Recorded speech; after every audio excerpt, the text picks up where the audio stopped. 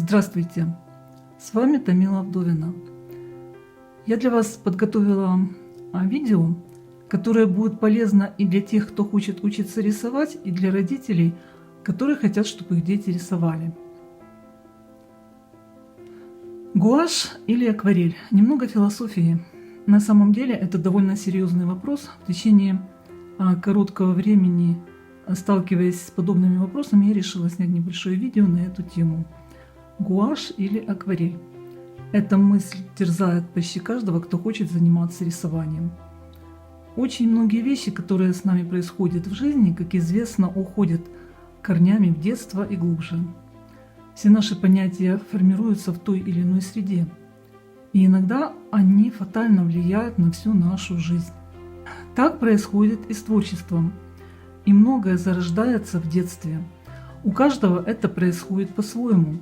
Кому-то подарили первые акварельные краски, кому-то подарили первые краски гуашь, с кем-то в детском саду рисовали акварелью, а с кем-то гуашью.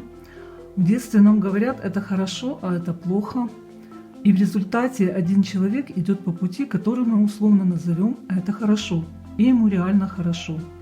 Но идет другой человек по этому же пути, и ему некомфортно. Но парадокс в том, что то, что одному хорошо, другому плохо, так как все относительно, в том числе и многие установки, полученные нами в раннем детстве. Так как даже если они в общественном мнении благовидны и положительны, они зачастую способны убить или стереть в человеке личность. Это было небольшое философское размышление. Я говорю это к тому, что от нас многое в детстве не зависит, но это проецируется на нашу жизнь, на наше творчество.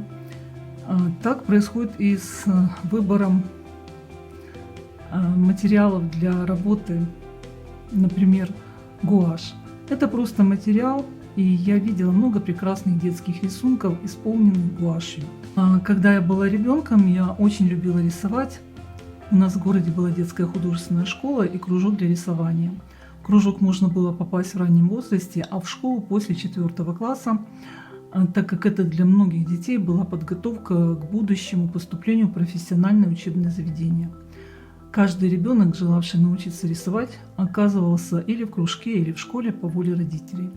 Отличительной чертой кружка было то, что там учили рисовать исключительно гуашью. Родители в искусстве зачастую некомпетентны и руководствуются разными субъективными факторами при выборе места обучения для детей. Я поступила в детскую художественную школу, где нам с первых дней запретили пользоваться гуашью.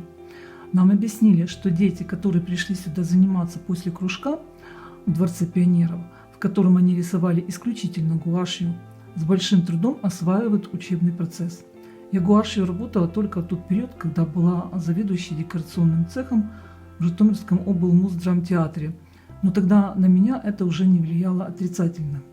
Так в чем же вред гуаши для начинающих учиться рисовать? Все очень просто. Гуашь по своему составу очень плотная краска, в отличие от акварели. Одним из компонентов гуаши является мел.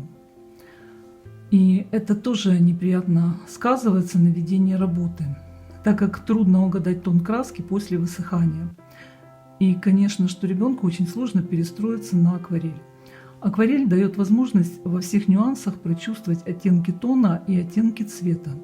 Гуашь во всех отношениях беднее. И не говорю, что ее нельзя пользоваться вообще. Просто речь идет о том, что если вы хотите развить в себе профессиональные навыки, то необходимо начинать с акварели. Есть много разных материалов: масляные краски, акриловые, темперные. Темперные краски тоже бывают разные, и это зависит от клеевой основы. Например, занимаясь иконописанием, я использовала яичную темперу.